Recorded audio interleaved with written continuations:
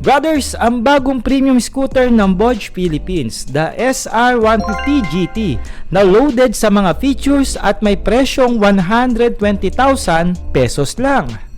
Pinatatakbo nga ito ng 149cc, single cylinder, single overhead cam na dalawa ang valvula. Liquid cooled na nga rin ito dahil mainit ang working temperature ng makina, habang naka-EFI naman ang fuel system ng scooter. Kaya ngang umarangkada ng SR150 GT ng 14 Nm of torque at may dulo na 14 horsepower at 8,500 RPM na may fuel tank capacity na 8 liters.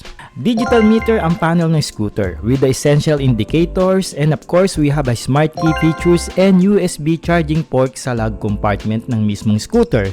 We have LED lights in lightning system ng motor na may unique and modern design. Sophisticated nga ang datingan ng SR150 GT ng Bosch, kaya naman kahit sinong rider ay may a-amaze naman talaga sa design nito with the large windshield and grab bar na provision lagyan ng top box. With the Asian friendly seat height ang meron sa scooter na 775mm lang, and 135 kg naman ang kanyang net weight na hindi lalayo sa bigat ng NMAX, at may spacious under seat compartment na rin ito.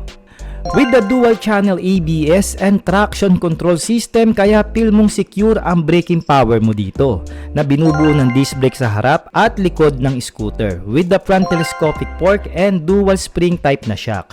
Gumugulong ito sa 14 inches at 13 inches na alloy wheel mags na may tubeless na goma.